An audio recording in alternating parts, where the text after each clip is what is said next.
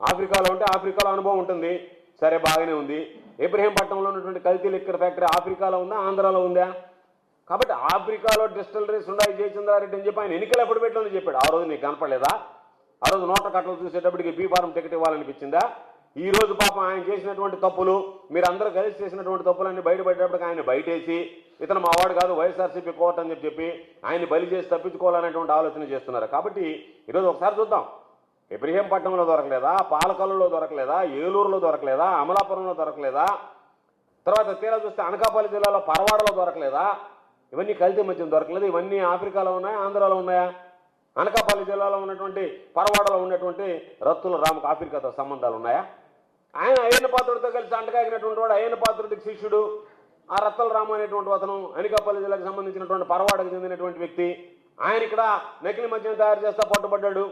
కాబట్టి మీరు అన్నీ జరిగినవన్నీ ఎక్కడ జరిగినా సరే అవన్నీ ఆఫ్రికాలో జరిగినట్టుగా ఊహించుకుంటున్నారేమో తెలియదు, కానీ ఆఫ్రికాలో ఆయనకు ఉన్నట్టుగా ఆయన ఎన్నికల అఫిడవిట్లో చెప్పాడు. ఆ రోజు నువ్వు ఒప్పుకొని టికెట్ ఇచ్చావు. ఈరోజు అక్కడ పనిచేశాడు కాబట్టి ఇక్కడికి వచ్చి అది చేస్తున్నారు, సంబంధాలు లేవన్నట్టుగా. ఇవన్నీ ఆంధ్రాలో ఉన్నటువంటివి కాదా?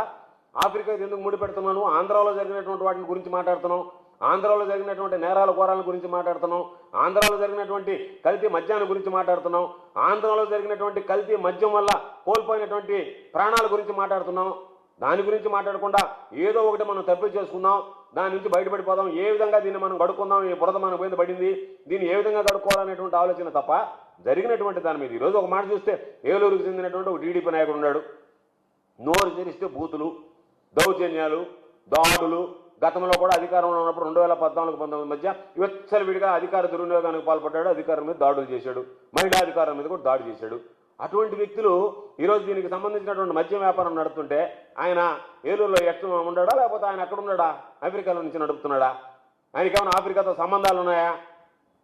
మీ మనుషులు, మీ ఎమ్మెల్యేలు, మీకు సంబంధించినటువంటి వాళ్ళు ఈరోజు ఎక్కడ పడితే అక్కడ జరిగేటువంటి పరిస్థితి ఉంది. వాటి గురించి మాట్లాడటం. పాపం రామోజీ కొడుకు అయితే ఆ కిరణ్ అనుకుంటా ఆయన పేరు, ఆయన ఒకడు ఆంధ్రజ్యోతి రాధాకృష్ణ, వీళ్ళిద్దరైతే తెగ తంటాలు పడిపోతున్నారు. దీన్ని ఏ విధంగా బయట వేయాలా? అబ్బా ఇది చుట్టుకునిందే తలకి, ఇది ఇప్పుడు పోయేది కాదే, మన వాళ్ళు అడ్డంగా దొరికిపోయారే, తప్పు చేశారే, దీన్ని బయటపడి తప్పు చేసామనే దానికన్నా చేసిన తప్పు బయటపడింది అని చెప్పి బాధపడుతున్నారు. పాపం అది బాధాకరమైనటువంటి విషయం. చేసినటువంటి తప్పుని ఏ విధంగా నివారించుకోవాలా, ఏ విధంగా అడ్డించుకోవాలనేటువంటిది లేకుండా ఈరోజు మీ ఇష్ట ప్రకారం మీరు ఎక్కడ పడితే అక్కడ లిక్కర్ షాపులు, ఎక్కడ పడితే అక్కడ పర్మిట్లు, ఎక్కడ పడితే అక్కడ బెల్ట్ షాపులు ఉన్నాయి. ఏదైనా లిక్కర్ షాపులు చెక్ చేశారా? పర్మిట్ రూమ్లు ఎక్కడైనా చెక్ చేశారా? ఈ రోజు ఉన్నటువంటి బెల్ట్ షాపులను ఎక్కడైనా చెక్ చేస్తున్నారా? ఏమీ లేదే. కారణం ఏమిటి? మీ ఎమ్మెల్యేల కన్సర్న్లు జరుగుతున్నాయి. మీ నాయకత్వం, కూటమి ప్రభుత్వం ఇచ్చినటువంటి, కూటమి ప్రభుత్వ పెద్దలు ఇచ్చినటువంటి ఆదేశాల ప్రకారం ఈరోజు నడుస్తున్నారు. ఎక్సైజ్ సంబంధించినటువంటి సిబ్బంది కానీ, పోలీసు కానీ. దాని ప్రకారం ఈరోజు జరుగుతుంది. కాబట్టి మీరు ఎక్కడ వీటి మీద చెక్ చేసి ఆ లింక్ని బ్రేక్ చేద్దాం, ఇక్కడి నుంచి ఇంకనైనా వచ్చేటువంటి వాటిని ఆపుదాం అనుకుంటా ఈరోజు మీ ఇష్ట ప్రకారం వాటిని వదిలేసి దీని మీద డైవర్షన్ పాలిటిక్స్ చేసుకుంటా ప్రజల ప్రాణాలు ఈరోజు మీరు హరించేటువంటి పరిస్థితి వస్తే దీనికి గ్యాంగ్ లీడర్ ప్రభుత్వ పెద్దలు కాదా? వాళ్లే కదా గ్యాంగ్ లీడర్లు.